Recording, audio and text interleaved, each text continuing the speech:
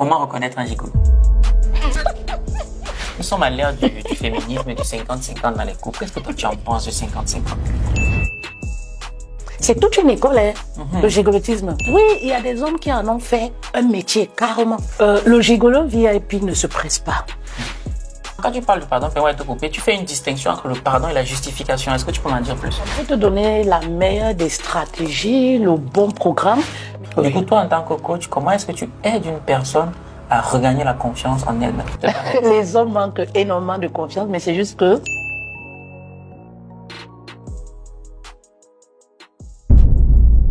La vraie richesse se trouve dans des livres. Ce 4 mai 2024, à l'hôtel Hilton de Roissy-Charles de Gaulle, la maison d'édition Argent Livre organise la 3e édition du Week-end de l'écrivain. Assistez à un événement de prestige, célébrez les auteurs et entrepreneurs africains et laissez-vous surprendre par des histoires incroyables. Soutenu par Copili, sponsor officiel du Week-end de l'écrivain. Parce qu'un Africain qui écrit, c'est une bibliothèque qui se construit. Bonjour Fetel. Bonjour Valère. Comment tu vas? Très bien, heureuse comme toujours. Yes, sir. Mais c'est super. Mais écoute, pour ceux qui te découvrent aujourd'hui, qui es-tu? Alors, je suis Fetel Madeleine, business coach.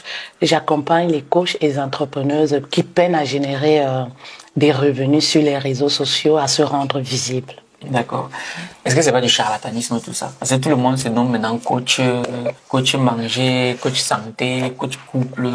Ouais. Ah, très bonne question. Pour les personnes qui me connaissent, ça fait plus de 8 ans que je suis sur les réseaux sociaux. Et ça ne veut pas pour autant, c'est pas ça qui donne la légitimité. On peut faire 8 ans de bêtises sur les réseaux sociaux? Oui, en fait, Valère, moi, je suis dans du concret, en fait. J'enseigne des choses que je maîtrise mieux parce que je les vis au quotidien. Donc, lorsque j'enseigne aujourd'hui les femmes à générer de l'argent, c'est parce que justement, j'arrive à générer cette somme le mois. Alors, de ce fait, je me sens totalement légitime. D'accord, ok. Voilà. Je tiens à préciser qu'au cours de cet échange, nous parlerons de relations de couple, nous parlerons de business, nous parlerons aussi et surtout de confiance en soi. Voilà les 3 thématiques sur lesquelles on va beaucoup plus s'accentuer.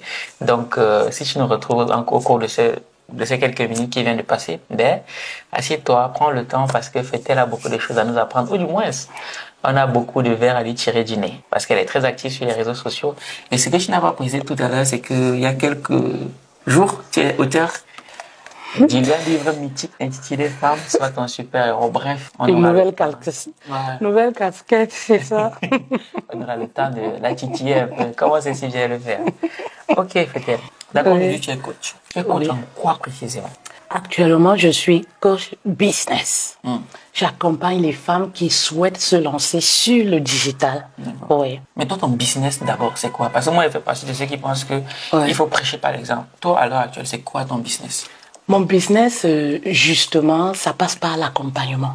Oui, l'accompagnement de ces femmes-là qui veulent créer une nouvelle source de revenus, mais n'y arrivent pas. C'est-à-dire que moi, je suis basée en fait sur les talents et les dons. Parce que j'estime que nous avons tout quelque chose de spécial que nous pouvons mettre en avant pour se faire de l'argent, quoi. Et aujourd'hui, le digital nous offre cette opportunité de nous exprimer. Donc, voilà ce que... Dans ton secteur d'activité. Et donc, comment on fait? Parce que beaucoup de gens en parlent. Comment quelqu'un fait déjà pour identifier son talent? Bon, avant d'aller jusque-là, toi, c'est quoi ton talent? Mon talent, c'est d'accompagner les gens. D'accord. Oui.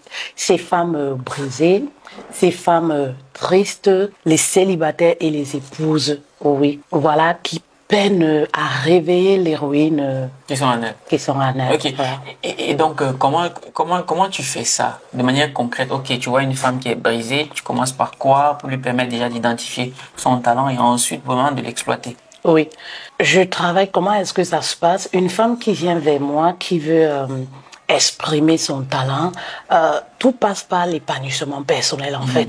Très souvent, c'est des femmes qui sont déjà de l'intérieur meurtries, comme je l'étais il y a plus de 10 ans.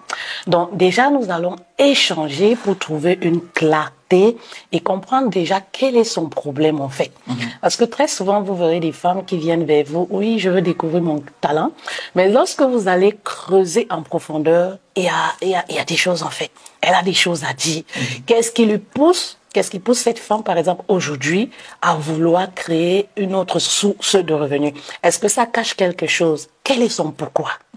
Quelle est la motivation derrière? Et tout commence par là. On arrive déjà à travailler sur son épanouissement personnel. Avant de parler, parce que voilà, connaître ses talents, se lancer, c'est un business en fait. Et tout commence à l'intérieur de nous. On peut te donner la meilleure des stratégies, le bon programme, mais si à l'intérieur, tu n'es pas en harmonie avec toi-même, bah, ça ne marchera pas. D'accord. Et donc, comment on fait pour se connaître? Parce qu'il y a toujours cette notion de... Parce que très souvent, quand j'ai discuté avec d'autres coachs, entre guillemets, femmes, et il y avait toujours cette notion de confiance en soi qui revient. Et avant de te poser cette question, moi, j'aimerais savoir, très souvent chez vous, les femmes, il y a ce gros problème de confiance en soi. C'est quoi l'origine de ce problème-là, selon toi? Oh, Valais, c'est très profond hein, et ça peut varier d'une femme à une autre. Problème de confiance en soi naît depuis l'enfance. Il y a une genèse, le vécu et tout, l'enfance qui n'a pas toujours été facile, notre enfance, c'est-à-dire notre enfant intérieur qui ne sait pas exprimer.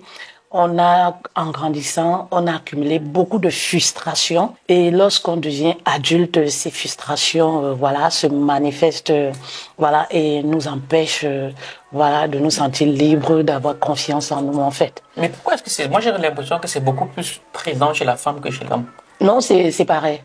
Les hommes manquent énormément de confiance, mais c'est juste que les hommes ne manifestent pas. Ils prennent sur eux. Ils prennent sur eux. Il suffit de voir les actes que certains hommes posent et là, tu peux comprendre que c'est quelqu'un qui ne s'aime pas, c'est quelqu'un qui est brisé de l'intérieur. C'est juste que les femmes, elles aiment manifester leur ras-le-bol. Elles aiment, lorsque ça va pas, elles le disent. Contrairement à l'homme, l'homme il prend sur soi parce que dans la nature de l'homme, l'homme ne doit pas exprimer ses émotions. Un homme ne pleure pas. Oui, un homme ne pleure pas. Donc déjà, est-ce que toi, un homme ne pleure pas? Qu'est-ce que toi tu... Non, pas du tout. Ils ont le droit de s'exprimer, de manifester. Donc pour toi, un homme doit pleurer autant qu'une femme? Valère, non. Un homme ne doit pas pleurer autant qu'une femme, mais un homme doit exprimer. Parce que c'est autant de petites choses qui ramènent beaucoup de frustration, même dans les couples en fait. Un homme doit manifester et nous les femmes aussi, nous devions accepter qu'un homme à un moment se sente faible et démontre son côté faible. D'accord. Ok, un homme demande son côté faible. Bon. Ça se discute, mais bon, c'est pas le sujet aujourd'hui, c'est pas le sujet. Ok. Et donc, pour une femme, pour une personne qui a ce problème de manque de confiance en elle-même, parce qu'on est d'accord sur le fait que même pour déjà aller chercher son talent, l'exploiter, il faut avoir une forte confiance en soi. Du coup, toi, en tant que coach, comment est-ce que tu aides une personne à regagner la confiance en elle-même? Oui, c'est... vraiment grâce aux exercices pratiques également. Oui, c'est quelque chose, Valère, qui ne se fait pas en un jour. Lorsque on a manqué de confiance en soi pendant 15 ans, 20 ans, on ne répare pas son intérieur comme ça. Il n'y a pas de formule magique, quoi. Non, ça, il faut le dire. Il n'y a pas de, contrairement à ce que les femmes pensent souvent, il n'y a pas de formule magique. C'est vraiment un travail qui va se faire progressivement, étape par étape. C'est-à-dire, il faut déjà accepter ce que l'on a vécu, reconnaître, sortir du déni. Oui, parce qu'il y en a plusieurs qui refusent sortir du déni et au fur et à mesure, les choses vont se mettre en place. D'accord. Vous avez dit que toi, moi je viens de te voir, je te dis, je manque de confiance en moi, par quoi je commence? Et s'il faut parler de 3 étapes, ce serait lesquelles? S'il faut parler des 3 étapes, déjà c'est, premièrement, par exemple, c'est accepter ce que tu as vécu. Lorsque tu acceptes ce que tu as vécu, tu sors direct du déni. La deuxième des choses, c'est en parler. Il faut parler. Et l'une des meilleures thérapies, c'est vraiment, ça passe aussi par l'écriture. D'accord. Écris, poser ce que tu as vécu sur un papier et tu te sentiras véritablement soulagé en fait. Alors, la troisième des choses aussi, il faut guérir de tes blessures de l'intérieur. C'est très important. Et lorsqu'on parle de guérison, on va arriver à l'étape du pardon. C'est-à-dire te pardonner toi-même et pardonner aux personnes qui t'ont blessé, en fait. Et justement, quand tu parles de pardon, permets-moi de te couper, tu fais une distinction entre le pardon et la justification. Est-ce que tu peux m'en dire plus? Oui, le pardon, c'est quoi? Il faut... ce qu'on a vécu, en fait, le pardon, il est différent. Lorsque tu pardonnes à une personne qui t'a blessé, tu es en train de renvoyer un signal positif à l'univers, comme quoi, voilà, tu rêves. Comme quoi, tu veux te sentir libre, en fait. Parce que lorsque tu pardonnes, tu es libre. C'est-à-dire que tu te sens, tu es libre, quoi. C'est la liberté. Le pardon, c'est la liberté, en fait. Lorsque tu refuses de pardonner, tu es enchaîné par ton passé, par ton vécu. Est-ce qu'il y a quelque chose, est-ce qu'il y a une astuce? Parce que je me dis souvent, le pardon, c'est un ressenti. Oui. Est-ce qu'il y a quelque chose qui peut permettre à une personne qui a du mal à pardonner de faciliter ce pardon-là? Imaginons, je veux prendre peut-être le cas parce que j'en ai déjà rencontré d'une femme qui, je vais dire, qui a été violée. Oui. Voilà. Comment est-ce qu'elle fait pour réussir à pardonner à son ravisseur? Alors, elle doit voir les choses différemment. Oui, elle doit voir les choses différemment. Pas forcément se dire que voilà, la vie n'a plus de sens et qu'elle ne peut plus rêver, ou alors les opportunités, elle n'en aura plus, mais elle doit changer le regard qu'elle a sur sa situation, en fait. C'est-à-dire croire en l'avenir et se dire, si j'ai vécu aujourd'hui quelque chose qui est grave, quelque chose qui est traumatisant, mais je dois donner une chance à ma vie, en fait. Et lorsque tu veux donner une chance à ta vie, tu es obligé de pardonner. Parce que c'est pour toi, en fait. Tu te fais une faveur, en fait. Oui. Quand tu pardonnes, c'est pas pour les autres, mais c'est pour toi d'abord. Tout à fait. C'est d'abord pour toi, en fait. C'est une faveur. Oui, je te fais une faveur. Donc, c'est important de réussir à pardonner. Je sais que ce n'est pas facile, parce que là, tu as énuméré le viol. C'est un acte quand même très grave. Voilà. Et là, on va porter la blessure de l'humiliation, où on se sent humilié. On va se sentir blessé, on va manquer de confiance en nous, on va avoir la peur des hommes et tout ça, on va être très réticent et parfois ça va nous rendre timides et tout parce qu'on veut plus s'exprimer parce que au fond de nous, on se sent sale. Voilà. Donc, du coup, tu dois te dire, voilà, je m'offre cette chance en pardonnant à cette personne. Parce qu'en fait, la vérité, c'est que tu n'es pas défini par ce que tu as vécu il y a 10 ans, par tous ces traumatismes, en fait. Ce qui compte, c'est le présent. Et c'est toi qui peux décider de ce que ton présent va être, en fait. Oui, c'est ça, en fait. D'accord, ok. Et tout à l'heure, tu as dit, il faut en parler. Oui. Mais qui sont les bonnes personnes à qui parler de son problème, peut-être de manque de confiance en soi? Oui. Aujourd'hui, vous savez, tu sais, Valeur, c'est toi, c'est une habitude. Voilà. Tu sais, aujourd'hui, moi, je recommande les experts. Aujourd'hui, on a cette chance d'avoir les coachs, les thérapeutes, les pasteurs, les personnes à viser.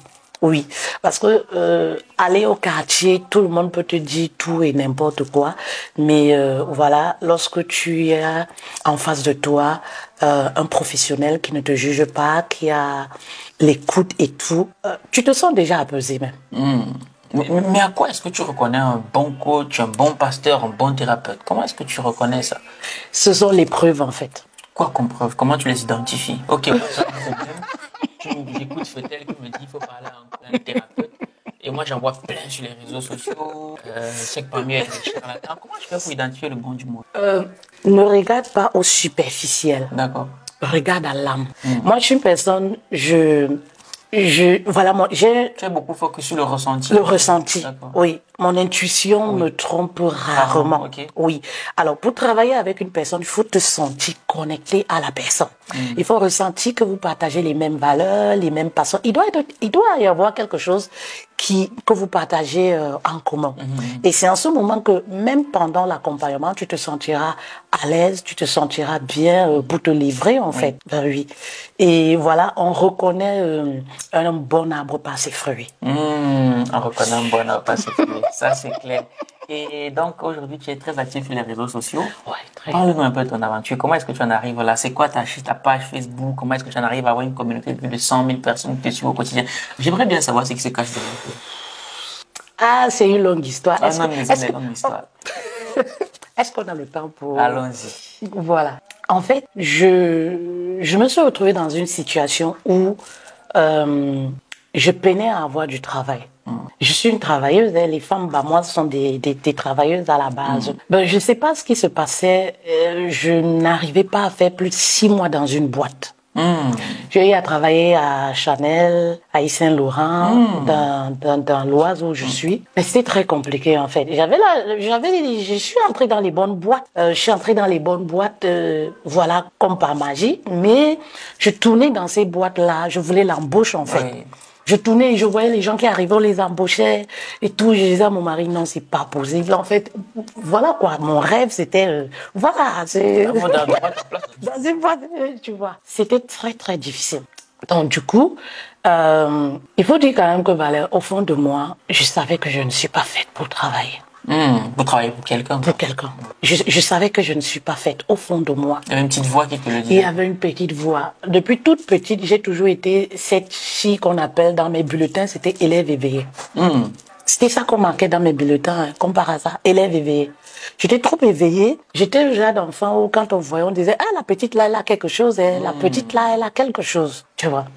Je savais que je ne suis pas faite pour, mais je n'avais pas d'exemple autour de moi. Ah, tu manquais de modèles. Oui, je manquais de modèles, en fait, des personnes qui pouvaient m'orienter. Donc, ce que j'avais autour de moi, c'était les gens qui sortaient, qui travaillaient. Et qui trouvaient peut-être que moi, je suis feignante, c'est moi qui fais pas bien le boulot et tout, parce que, voilà. Mais moi, au fond de moi, je savais que je ne suis pas faite pour. Et lorsque j'étais avec les collègues et tout, je leur disais, moi je suis une star, vous allez me voir à la télé. Ah ouais? Oui. Et les collègues me disaient souvent, mais fait-elle, parce qu'il faut dire que quand il y avait des ennuis, c'est moi qu'on appelait. Comme par hasard. Oui, la RH, quand il y avait des réunions, on disait, allez appeler Fetel. Elle viendra expliquer réellement ce qui s'est passé. Parce que une femme sans histoire. C'est-à-dire, mes collègues me disaient, mais Fetel, toi, tu es toujours en train de rigoler. Dans tout ce qu'on parle qui se passe ici, là, toi, tu te sens pas concerné. Je dis, vous savez, déjà de 1, moi je suis une star. Okay. Et de 2, ce genre d'environnement toxique où vous laissez vos familles pour venir ici, casser les œufs derrière le chef d'équipe ou casser les yeux et tout. Donc eux, ils trouvaient que moi j'étais la Tinda du groupe. Du chef d'équipe. Okay. Parce que quand il disait, j'étais là. Oui. Quand il voulait sa main droite, moi j'étais présent. Parce que je faisais mon travail comme ça. Je leur ai dit, moi je sors de ma maison, c'est pour venir gagner ma vie. C'est pas pour venir ici regarder combien ils ont encaissé, ils ont vendu cette année, combien. Ça vraiment, ça m'intéresse pas. Et c'est ça que moi je comprends pas avec vous, où vous êtes toujours en train de râler. Vous n'êtes jamais satisfait en fait. Mais moi je vais vous laisser. Je peux pas. Et quand je disais ça, c'est souvent à la salle de pause, tout le monde rigolait. Ah, tu vas faire quoi et tout? J'ai dit, vous allez me voir à la télé à France 2, hein. C'est pas la rigolade. Moi, je suis la star du groupe. Pas parce que moi, j'accepte, mais je savais pas, en fait. Tu vois. Et voilà comment mon mari me disait, est-ce que tu as même la volonté de travailler? Il dit que coucou. Quand on te dit quelqu'un qu'on appelle Tinda du chef, ça ne te dit rien. Ça dit que je travaille, quand je finis, et pas demander au chef avant l'heure. Est-ce qu'il y a encore le travail? C'était pour ça, et les chefs aiment ça. Je dis, ça te dit rien. J'ai la volonté de travailler, tu vois. Donc, un jour, je suis donc quittée, je dis que bon, je vais aller, voilà, j'ai fait le concours d'infirmière et tout. Je me prépare, donc on m'envoie dans une clinique, pour l'emploi m'envoie dans une clinique non loin de moi, peut-être à 10 minutes, une clinique où je connais bien. Oui. Là-bas aussi, c'est toujours compliqué. C'est toujours compliqué, je suis au labo et tout, mais avec les chirurgiens, il n'y a pas de problème et tout, mais avec les infirmières, ça se passe pas toujours bien en fait. Moi qui donne beaucoup, qui travaille beaucoup, mais on trouve toujours que je fais pas, je fais pas assez. Je dis de toutes les façons, moi, ce travail-là, je sais pas ce que je vais faire en fait. Et il y a la peur aussi de dire que je ne veux plus travailler, je veux me mettre à mon compte et tout. Oui. Parce qu'il y a personne qui le fait en fait. Ben oui, tu vois, tu n'as pas de référence quoi. Oui, il y a personne qui le fait, ça craint de le dire. Mais ce sont des pensées que je nourris au fond de moi. Un jour, ça se passe mal et en pleine opération comme ça, moi je sors, je vais au vestiaire, je m'habille, je prends mon sac, il était 10 heures, je rentre. J'arrive à la maison, Comme par hasard, je trouve mon mari. T'es rentré à 7h. J'ai dit, non, coucou, c'est bon là. Et il dit, mais pourquoi, qu'est-ce qui s'est passé? Je dis, non, c'est bon là. Il dit que non, tu peux pas dire ça. On va retourner là-bas. Ouais. Ah, une femme sommeille de mon état. Je suis obligée. On retourne à la clinique. On va voir la RH. C'est une dame, elle m'avait beaucoup fait confiance et tout. Donc, elle était dans tous ses états. Elle était dans tous ses états et tout. Et mon mari lui dit que non, madame, ne vous inquiétez pas, elle retourne là travailler. Et la dame lui dit non. J'ai déjà appelé, envoyé un courrier à Pôle emploi. J'ai déjà appelé mon avocat. Et Valère, je te mens pas, j'étais assise, j'étais zen. J'étais sereine, quoi. J'étais sereine, je n'ai rien dit. Mon mari me demande, tu dis rien? Je regarde, intérieurement, je me dis, mais pourquoi tu veux qu'elle dise quoi? La dame, elle me dit qu'elle veut plus. Au fond de moi, je me dis, mais c'est bien. Ah ouais. Elle me dit, oui, fait-elle. Quand je voulais me lever, je dis vraiment, je suis désolée. Désolée pourquoi? Parce qu'elle m'avait fait confiance. Dès le début, elle m'avait dit, si jamais tu as quoi que ce soit, n'hésite pas de me dire. Et parfois, on se croisait au couloir, elle me disait, fait-elle, ça se passe bien? Je disais, ça se passe très bien. Donc, elle me reprochait le fait que si jamais il y avait quelque chose qui te mettait mal à l'aise, pourquoi tu n'es pas venu? Pourquoi tu t'en vas comme ça? Est-ce que tu sais ce que ça signifie?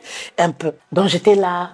J'étais prête à assumer tout ce qui pouvait se passer en fait. Et j'ai dit simplement, je suis désolée. Et mon mari qui me regarde comme ça, désolé. Il faut que tu rentres. Il faut que je négocie, que je dise quelque chose. Et moi, je suis zen. Je suis désolée. D'accord, au revoir. On s'en va. Et là, ça sent pas bon pour le retour. Tu peux déjà imaginer comment ça peut se passer.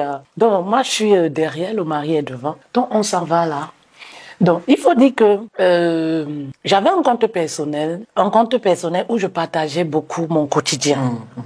Un compte personnel privé, je partageais mon quotidien et je partageais, compte Facebook à l'époque, parce que tout ça, ça date de plus de 10 ans. Ah oui. Oui. Et je parlais beaucoup de la vie de couple, parce qu'il faut dire que moi, je suis une amoureuse. Oui, je suis une amoureuse dans l'âme. J'aime l'amour. Ouais.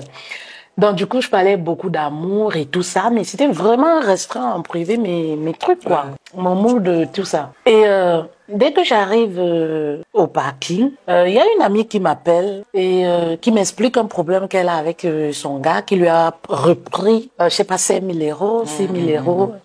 Et moi, je lui dis, mais c'est le mec qui t'a piraté les sous, en fait. Non, moi, je pense que c'est un gigolo. Un gigolo. Et elle était tellement mal, elle ne revenait pas comment la scène s'est passée. Elle me dit, mais peut-être tu as raison. Je dis, oui, mais c'est le mec. Soit quand tu allais à la douche, soit que... Bref, vous étiez deux, il t'a piqué les sous. Il savait que, vu que tu vas prendre les transports pour rentrer, peut-être tu vas te dire que l'argent, tu l'as égaré dans le métro ou un truc de ce genre. En fait, elle était tellement mal. Et voilà comment on a coupé. J'ai pris mon téléphone et je me suis assise. Tout ça se passe. Je mets les gigolos, comment reconnaître un gigolo. Et tu lances le truc. Et je lance sur ma page personnelle. Donc, moi, je vaque à mes occupations. Et dans l'après-midi, ma grande sœur m'appelle. Mais ta vidéo est partout. Je regarde. Je dis que, mais ça, c'est pas ma petite sœur. Je dis, ah bon, quelle vidéo? En fait, je me souviens. Je me rappelle plus parce que c'est mon compte, en fait. Je suis pas une coach, je suis pas un personnage public, rien du tout. Elle me dit, oui, je vois ta vidéo sur toutes les pages. Ah, j'ai failli tomber à la cuisine. J'ai dit, mais ça, c'est pas ma sœur, je ne sais pas ma petite sœur. Qu'est-ce qui s'est passé? Et je vais, par exemple, comme ça, chez Aïcha Kamoise, à qui, si tu me permets, je vais faire un coucou. Vous savez, parfois, les gens, Dieu peut placer des personnes sur ton chemin qui va te permettre d'avancer. Et ces personnes vont le faire inconsciemment, vont participer, à construire ton empire, en fait. Donc, je vais chez Aïcha Kamoise, il y avait plus de 500 000 vues, mais les commentaires... Ah, ça avait été publié aussi chez Aïcha, quoi. Les influenceurs, les pages. Donc, je me dis, je lui envoie un message. Bonjour madame, je suis la dame qui est sur la vidéo et tout. Est-ce que je peux mettre mon lien, la page Facebook et tout? Et comment ça se passe? Instantanément, la fille me répond quoi? Elle me dit, oui, si tu as le lien, tu me donnes, je vais modifier, je vais mettre, parce que les gens demandent même après toi. Donc, je sais pas comment créer une page Facebook officielle. Je ne connais pas, en fait. Je connais rien, en fait. Je vais sur YouTube, je tape comment créer une page. Ce qui me fait rigoler, en fait, c'est que tous les pépins que j'ai vécu là, tout le scénario qui s'est passé là, c'est passé que je suis même plus par rapport à ça, quoi. Donc, comment on crée une page officielle, je vois les tutos, je crée une page, j'envoie le lien à la dame. Et moins de 24, plus de 5000 abonnés. Ah oui. Près de 300 messages. Oui. Quoi? Des femmes. Oui, énorme. Un gigolo. Vraiment, j'ai vécu telle situation. Je lis, je réponds pas. Hein. Je lis. Je réponds pas. La même vidéo, je la republie maintenant sur ma page. Je lis, je réponds pas. Et je dis, mais qu'est-ce que moi je vais dire à tous ces femmes-là? Oh, je peux me faire accompagner par vous. Est-ce que je peux me faire accompagner ça à vous? Ça se passe comment et tout? Je lis. Je dis, mais c'est quoi? C'est quoi? Qu'est-ce que moi je peux leur dire? Qu'est-ce que je vais leur dire, en fait? Oui. Et c'est là où je commence les recherches, en fait. Et c'est de là, en fait, que se construit. Voilà. Et ça fait combien? Okay, oui, et quand même, le parcours a été assez intéressant. Bref, tu constates avec moi que ça part souvent de rien et par moment, il faut s'écouter. Oui. Donc, du coup, de ce parcours-là, quelle est peut-être la leçon que tu pourrais tirer de ce parcours-là qui t'a amené aujourd'hui à faire ce que tu fais? S'il y a un message que tu devrais partager, ce serait lequel? Écoutez-vous, en fait. Vous n'avez pas besoin de la permission de qui que ce soit pour faire ce qui brûle en vous.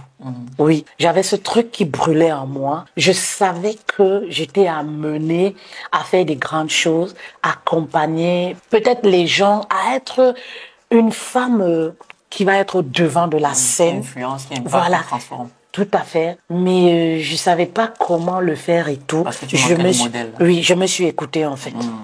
Donc tu t'es écoutée, tu n'as pas hésité à te lancer, mais justement dans ton histoire, dans ta narration, il y a quelque chose qui a attiré mon attention. Je pense qu'il y en a beaucoup que ça va intéresser, c'est comment reconnaître un gigolo. On veut savoir. De nos jours, vous savez, dans tout métier, il y a de l'évolution. Oui. En ce qui concerne les gigolos, il y a eu de l'évolution. C'est-à-dire qu'aujourd'hui... Oui, tout à fait. Aujourd'hui, il y a cette catégorie des gigolos VIP. C'est-à-dire, ils sont des gigolos qui vont avoir un capital, qui vont donner cette apparence d'être des hommes influents, des hommes d'affaires. C'est-à-dire, ils vont mettre le paquet pour être bien perçus. Tout à fait. Et là, ils vont s'attaquer à un type de femme. Oui. Ils vont s'attaquer à un type de femme. C'est le gigolo qui te rencontre et qui est prêt à t'offrir une voiture. Qui est prêt à t'amener dans un hôtel 5 étoiles, t'offrir un café, t'offrir, je ne sais pas, ce que tu veux, te mettre à l'aise. C'est-à-dire que dès le premier contact, c'est celui qui va te montrer qu'il fait plein d'affaires. Le businessman accompli. Accompli. Voilà. C'est la première catégorie. Donc, on a maintenant cette catégorie de gigolos. Voilà, les gigolos 2 à 5 francs qui ont un peu faim. Voilà, dès qu'ils te rencontrent, tu sauras parce que premier rendez-vous, déjà la facture, il a au moins 4 cartes bancaires qui ne passent pas. S'il te plaît, est-ce que tu peux valider la facture et je vais te rembourser en fait. Peut-être j'ai un petit souci avec mes cartes bancaires et tout. Donc là, ça doit t'alerter en fait. Oui, ça doit t'alerter parce que généralement, ce sont des fausses cartes bancaires et des cartes bancaires qui sont même pas valides. Voilà. Mais du coup, revenons sur les gigolos VIP parce que là, c'est beaucoup plus subtil. Comment tu fais pour l'identifier? Ok, parce qu'il peut t'offrir un téléphone, mais comment tu fais pour à la longue rencontre que, en fait, lui, c'était l'hameçon, c'est un gigolo. Comment tu fais? Le gigolo VIP ne se presse pas. C'est-à-dire que, en fait, comment il fonctionne, c'est un investissement. C'est toute une école, hein, le gigolotisme. Oui, il y a des hommes qui en ont fait un métier, carrément. Oui, parce que c'est toute une école. C'est-à-dire que c'est des hommes, voilà, il va t'aborder, il va rien te demander. Il n'est pas pressé, en fait. Il va s'aimer dans ta vie. Il va te donner. C'est-à-dire, c'est comme s'il nourrit sa proie. Oui, il va te donner, il va te mettre à l'aise. Il va poser des actes qui vont... Les actes, c'est quoi? C'est pour te rassurer, te mettre en confiance. C'est-à-dire que parfois, il est capable de prendre des grosses sommes, te dire, ma chérie, garde-moi ça. Et chaque fois, il te dit, donne-moi 500 euros, donne-moi 1000 euros. Et toi, tu sais que le mec, il n'en a rien à foutre de mon argent. Parce que ce genre de gigolo VIP, il va pas chercher une femme qui gagne le SMIC. Hein. Ah, ça c'est, voilà. Ça dit que c'est des hommes, parce qu'il faut dire que c'est des hommes qui vont, pendant très longtemps, qui vont observer. Observer leur proie. Il va être dans l'observation. Et aujourd'hui, avec les réseaux sociaux, ça n'arrange plus les choses. C'est-à-dire, tu as un mec qui est là, il va observer, il voit ton style de vie. Ton style de vie, ce que tu mets, ta voiture, tes biens et tout ça. Donc, il évalue un peu. Oui, donc il se presse pas, c'est le mec, lorsque tu commandes, voilà, il t'envoie des petits mots gentils et il se presse pas. Voilà, c'est le mec, voilà quoi, un gentleman. Oui, oui, oui, c'est le mec qui a les bonnes manières, c'est le mec que toutes les femmes rêvent, quoi. Et à la longue, comment tu fais pour te rendre compte que c'est un gigolo? Parce que jusqu'ici, tout est propre. Oui, jusqu'ici tout est propre, mais sauf que lorsqu'il te met en confiance, il te met en confiance sur le plan financier, tu dors tranquille. Tu sais que j'ai affaire à un homme d'affaires accompli, voilà, qui n'a pas de problème d'argent. Du coup, tu commences à te confier en fait. Oui. Tu commences à te confier et tu es déjà amoureuse. Voilà, c'est-à-dire qu'il sort les griffes du chef bandit lorsqu'il sait que voilà la proie, elle est amoureuse. Oui. Elle est follement amoureuse. Et vous savez, nous les femmes, lorsque nous sommes amoureuses, on a ce truc-là, nous, parce que voilà, on se dit, ouais, c'est mon gars. C'est quand même mon gars. Et il m'a offert des choses. Il a fait des grandes choses pour moi. Je peux lui rendre l'appareil. Mais sauf qu'avec le gigolo VIP, il va reprendre le double de tout ce qu'il t'a donné, en fait. Et subtilement. C'est quoi les subtilités?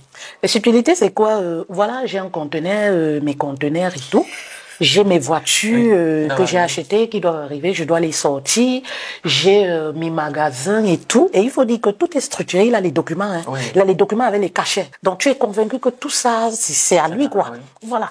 Donc du coup, tu te dis, oui, lorsqu'il va vendre ça, lui, il te dit que, il te dit qu'il te rembourse. C'est pas une offre en fait. Donc toi, dans l'esprit, c'est quoi? Quelqu'un qui va avoir 50 000 euros, 30 000 euros dans 2 semaines, sortir 5 000 euros pour lui donner. C'est rien du tout. C'est rien du tout pour un homme de sa carrure. Ouais.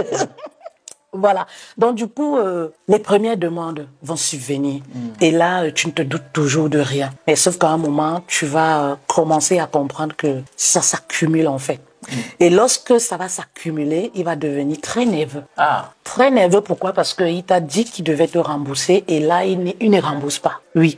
Très nerveux parce que le gigolo, c'est quoi? Il vient pour prendre et pour partir. C'est-à-dire que il verra à un certain moment que les promesses n'aboutissent pas et pour effacer, flouter. Pour brouiller les pistes. Pour brouiller les pistes, voilà. Il va se mettre sur la défensive. Il va, tout à fait. Il se met sur la défensive. Donc, tu appelles, il répond après 3 jours. Et lorsque tu veux des explications, il commence à être agressif. Lorsque tu demandes à ce que vous puissiez vous voir. Bref, l'homme qui était tout amoureux, romantique, gentleman. Change totalement. Il devient lui, quoi. Et donc, oui, ok, tout ce que c'est bien. Et donc, comment une femme fait donc pour l'identifier? Parce qu'au début, comme tu le dis, c'est beau. Et en général, les hommes, un homme normal, en général, au début, il prend soin de sa femme, de sa copine et tout. Mais maintenant, comment tu vas faire pour identifier celui qui est un gigolo VIP et celui qui vient vraiment pour une relation sérieuse? Voilà, tu sais, voilà, un vrai homme, hein, Bantou, ne demande pas l'argent à la femme. Un homme qui se sent trop à l'aise de demander de l'argent à la femme, il y a quand même un problème. Voilà, je ne suis pas en train d'insinuer qu'une femme ne peut pas venir en aide à son homme ou à son copain. Mais un homme qui se sent trop à l'aise, l'homme doit se sentir gêné. Oui, mais un homme qui se sent trop à l'aise et parfois même qui va banaliser ce que tu lui offres, qui va banaliser, qui va te demander des grandes choses en fait. Des grandes choses, tu vas lui offrir une petite montre, il va te dire non, tu sais, moi je porte pas ce genre de choses, moi je porte voilà des marques et tout et tout et tout. Ah oui, ok, d'accord, oui. Attention. Oui, quand même, voilà. Mais donc, nous sommes à l'ère du féminisme et du 50-50 dans les couples. Qu'est-ce que toi tu en penses du 50-50 dans les couples? J'aimerais bien avoir ton avis sur le sujet. En fait, le 50-50 dans le couple, ça tue un peu quelque chose dans l'autorité de l'homme. Oui, ça tue quelque chose parce que l'homme doit garder sa place d'homme. Oui, l'homme doit garder sa place d'homme. Et le pouvoir de l'homme réside aussi dans la capacité à prendre en charge sa famille. Oui. Lorsqu'un homme commence à diviser avec la femme, c'est comme s'il donnait un peu de pouvoir à la femme, de lui dire n'importe quoi. De lui dire, ah, toi-même, va ouvrir la mamie là-bas, tu te sais, mon cher. Tu vois? Mais, et donc, il arrive souvent que dans certains couples, la femme gagne plus que l'homme. Comment on gère cette figure? Là, ça se discute. Oui, ça se discute. Il faudrait que tu sois en face d'une femme qui est raisonnable. Mais ce que j'aimerais dire, Valère, c'est de laisser le libre choix à la femme. Oui, je pense qu'une femme qui est consciente, c'est que je vis avec mon homme, voici ce que je peux apporter pour faire avancer notre couple, ou alors pour créer un certain équilibre pour l'épanouissement de notre couple. Mais un homme qui va imposer un certain rythme, oui, dans le partage, au niveau du partage financier, les charges et tout, là, ça va gêner en fait. Ça va gêner parce que nous les femmes, voilà, peu importe l'argent qu'on a, l'argent de l'homme qui est aussi. L'argent de l'homme, c'est pas pareil. Ah bon, ok. Donc ça veut dire que, toi tu dirais quoi à une femme qui gagne plus que son homme, que son mari, comment est-ce qu'elle devrait se comporter vis-à-vis de lui pour ne pas blesser son ego? Parce que très souvent, malheureusement, lorsqu'une femme, généralement une femme qui gagne peut-être 10 et un homme qui gagne 15, en général. Ouais. Mais il peut arriver que dans le couple, ben, on se rend compte que le mari se rend compte que bon, la femme elle est plus à même de gagner beaucoup plus et donc il pousse pour qu'elle puisse s'en sortir beaucoup plus. Maintenant, une fois qu'elle gagne peut-être plus que son homme, comment est-ce qu'elle devrait se comporter? Elle devrait, voilà, prendre conscience de la réalité de son couple. Chaque couple a sa réalité. Oui. Et il faut dire qu'un homme reste un homme. Peu importe l'argent que tu gagnes en fait. Oui, si tu gagnes plus que ton homme, il faut être raisonnable dans le partage des charges à la maison. Tu ne vas pas demander à un homme, par exemple, de payer un loyer de 2 000 euros, sachant que son salaire, c'est justement 2 000 euros en fait. Il faudrait quand même que la femme soit assez mature, raisonnable, compréhensible pour comprendre que voilà, je gagne plus, je peux aider plus mon couple. Parce que au final, voilà, vous avez le même objectif. Le but, c'est de vous sentir bien, au final, oui, à la maison. Donc, elle doit vraiment prendre conscience de tout ça. Mais l'homme ne doit pas lui imposer. Oui, c'est ça, c'est là où il y a un souci. L'homme ne doit pas lui imposer. Et moi, j'aimerais dire aussi ici à une femme, peu importe les revenus que tu as, laisse la place à ton mari. Ça, c'est très important. Parce que, voilà, l'homme naît avec ce pouvoir d'autorité en lui. Quand je dis l'autorité, c'est vraiment au niveau, voilà, la sécurité de la famille. Hein. L'autorité ne voudrait pas dire commander. Non, non, non, non, non, non, non. L'homme naît avec en lui. Donc du coup, si tu gagnes plus, voilà, et l'homme se sent un peu froissé dans son orgueil, dans son ego. Justement, ça commence à créer des soucis, en fait. Oui. Et il faut dire que les hommes, c'est pareil, hein. Oui. Blanc, noir, chinois et tout. Ne te dis pas, non, c'est mon mari qui est comme ça. Si je vais avec un autre, il sera différent. Non, non, non, non, c'est pareil. Ouais. L'homme tient, oui, en commun. L'homme tient, d'accord. D'accord. Oui. Bon, il sait que dans ton livre, tu parles, bien sûr, à un moment donné, tu parles d'un livre, Hélène Keller. Oui. Et justement, ce livre-là, ce livre d'Hélène Keller, tu le découvres à une période de ta vie où dans ta relation de couple, ça va pas très bien et tout. Et justement, moi, ça m'a interpellé. Ok, dans ta relation de couple, à un moment donné, tu expliques que ça allait très mal. Ouais. Est-ce que tu peux nous en dire plus? Oui, Valère, tu sais, je me suis mariée, je pense que j'avais pas beaucoup de connaissances sur le mariage.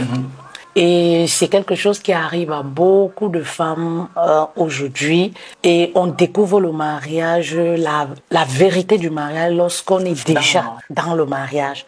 Et ça peut créer des blessures. Ça peut créer beaucoup de tensions, voire même la séparation en fait. Et ce fut mon cas.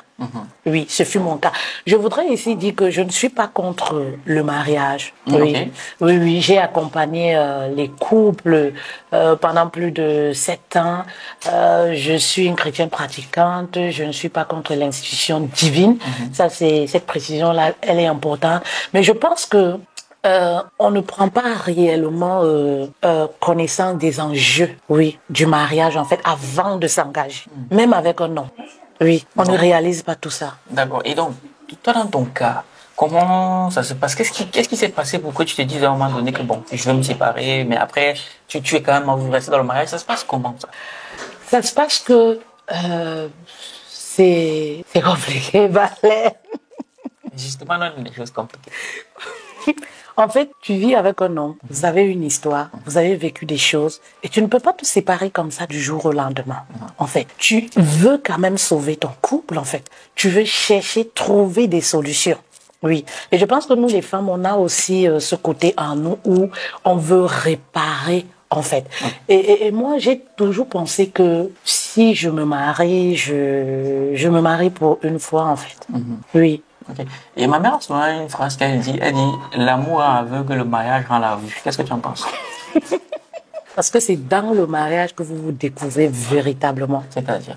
C'est-à-dire qu'il y a l'homme que tu vas découvrir lorsque vous sortez ensemble, copain, copine et tout. Il y a un visage de lui que tu découvres. Il y a un autre visage que tu découvres lorsque vous êtes fiancés. Et lorsque vous allez à la mairie, après la mairie, ah voilà, c'est en ce moment que tu découvres le vrai visage en fait. Ça dit que tu découvres l'animal. Bon, attends, ce n'est pas aussi le cas. C'est pareil. Ah, Ça va dans les deux sens. Oui, c'est pareil. et qu'est-ce qui explique ça? Moi, je me demande, est-ce que c'est parce que lorsqu'on est copain, copine, on a des attentes qui sont différentes de lorsqu'on devient marié? Qu'est-ce qui explique ce changement? C'est le manque de connaissances. Ouais, Valère. C'est le manque de connaissances sur le mariage, en fait. Oui. En fait,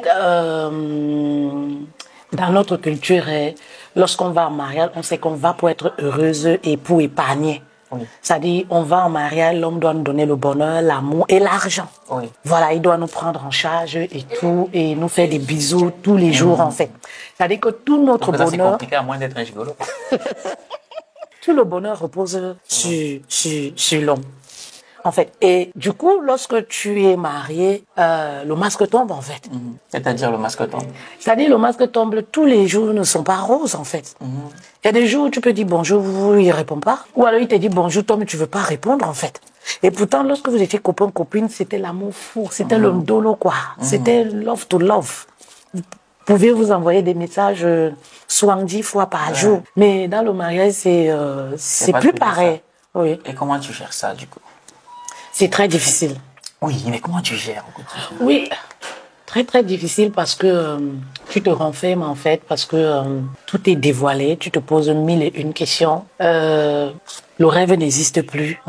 C'est-à-dire que lorsqu'on se marie et qu'on a beaucoup regardé les films d'amour comme moi, Alice au pays des merveilles, on est déçu.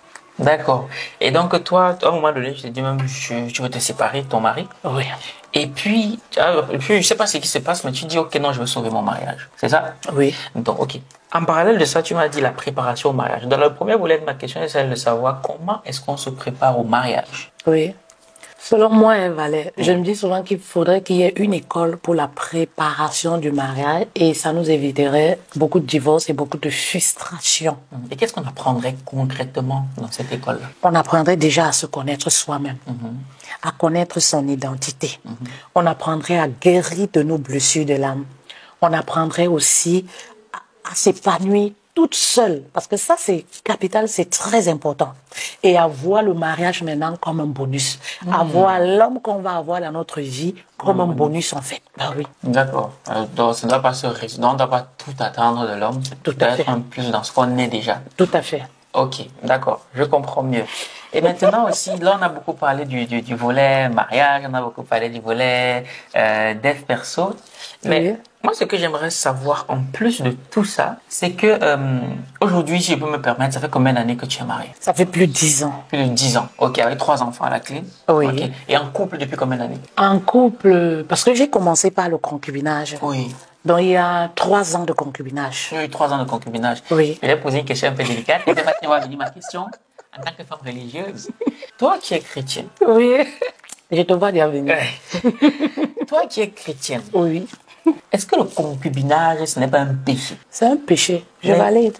Mais pourquoi alors? Pourquoi n'avoir pas attendu le mariage avant de tout valider? Pourquoi avoir d'abord vécu dans le concubinage? Est-ce que tu recommanderais le concubinage à une chrétienne? Non, je ne recommanderais pas. Pourquoi? Je ne recommanderais pas parce que Dieu a voulu que les choses se passent bien pour nous éviter certaines blessures. Oui. Mais nous, vu que nous sommes faits de chair, parfois on n'écoute pas forcément. On veut faire les choses comme les autres. Oui. Et parfois aussi, on peut se dire, oui, je vais me marier parce que tout le monde se marie, j'ai l'âge qui passe et tout. On va s'aventurer comme ça. Mais très vite, on va se rendre compte que c'était pas le bon choix. Parce que c'est l'honneur. Oui. Une femme doit être honorée. Oui. Par le mariage. Oui, mais est-ce que le mariage ne vient pas à la suite de certaines prérogatives? Parce que Ok. Quelque part, tu dis qu'on découvre son homme, entre guillemets, dans le mariage. Oui. Mais est-ce que le concubinage ne serait pas une préparation? Non, pas du tout. C'est une croyance en fait, mais c'est faux en fait. Oui, puisque voilà, l'homme c'est quelqu'un qui se lasse très vite. Oui, l'homme dans sa nature. Dès que tu lui donnes toutes les faveurs qu'on doit donner normalement à un mari, il se lasse. Il n'a plus de pression. Voilà, même pour les petites attentions, ça devient très compliqué parce que pour lui, tu es acquise en fait. Il ne voit plus l'intérêt de se précipiter pour aller t'honorer chez tes parents ou alors voilà pour t'honorer devant les hommes et Dieu. Oui. D'accord. Et toi, tu penses que... Mais est-ce que tu ne penses pas que ça pourrait justement tout gâcher, le fait de lui mettre la pression sur le fait que non, il faut d'abord m'épouser avant de... Il n'y a pas de pression. Un homme qui t'aime doit t'épouser, en fait. Un homme qui t'aime doit t'épouser. Oui, Mais un homme qui t'aime, il t'épouse. Il y a un grand penseur qui a dit un jour que les femmes ont l'horloge biologique, les hommes ont une horloge financière. Bon, un homme qui, lui, il peut bien t'aimer, mais financièrement, ils ne se sont pas prêts à t'épouser. Mais il veut construire quelque chose avec toi. On fait comment? Parce que le mariage, c'est quelque chose qui est coûteux. S'il veut t'honorer comme il le souhaite, c'est quelque chose de coûteux quand même. Tu sais, Valère, à l'époque, nos parents se mariaient, il n'y avait pas tous ces bling-bling-là. C'était à l'époque. Oui, il n'y avait pas tous ces bling-bling. Est-ce que toi, tu peux accepter de te marier comme à l'époque? Oui, mais comment un homme peut décider de se marier alors qu'il n'a pas de moyens pour entretenir une femme? Parce que tout ça va être très compliqué dans le mariage, en fait. Va le ramener. En fait, pour un homme qui recherche, qui tient à sa paix, qui tient à son autorité, je ne lui conseillerais même pas de le faire. Il faut le minimum. Ça veut dire que le mariage, c'est pas pour les pauvres. Non, le mariage, pour se marier, il faut le minimum. Soyons sincères. Aucune famille n'aimerait donner sa fille en mariage à un homme qui peut même pas déjà s'entretenir, lui-même qui peut pas se nourrir. Voilà, non, je conseillerais même pas. En tout cas, moi, je donnerais pas ma fille à quelqu'un qui peut pas déjà lui-même se prendre en charge. Il faudrait qu'il ait le minimum. Et ça, c'est pour lui, en fait. C'est pour lui. Parce que on accorde de la valeur à un homme, qui... une sécurité financière, quoi. Et nous, les femmes, nous tenons à ça. Cette sécurité financière venant de l'homme, nous tenons véritablement à ça. D'accord. Oui. Et ça tient de quoi, ça? Pourquoi est-ce que vous essayez d'accorder autant d'importance? Parce qu'au fond, vous-même, vous pouvez gagner votre argent. Bah oui, ça, c'est pas nous, Valère. C'est pour ça, c'est là où, nous sommes dessus parce que c'est Dieu, en fait. Il a fait ainsi, en nous créant. Il a déposé cette fonction en nous. C'est-à-dire qu'une femme se sent en sécurité lorsque son homme peut gérer les factures, lorsque son homme vient aux besoins de la famille. Et ça n'a rien à voir avec le fait d'être matérialiste. Oui, parce que je vois déjà là des personnes qui... Oui, c'est des femmes matérialistes. Non, il s'agit de la sécurité et de trouver l'équilibre dans le couple. Oui, on ne mange pas l'amour. Il n'y a pas de mariage glorieux dans un foyer où l'homme n'arrive pas à subvenir aux besoins. Ça veut dire que c'est voilà. C'est compliqué. C'est trop compliqué. Ok, d'accord. Bon. Bref, les hommes, vous devez chercher l'argent. Mais on tire beaucoup sur les hommes. Et selon toi, pour une femme qui veut un homme grand, beau, intelligent, qui gagne beaucoup d'argent, qui prend soin d'elle, quel sera donc l'apport de la femme dans un couple? C'est quoi le rôle d'une femme dans un couple? La vraie richesse se trouve dans des livres.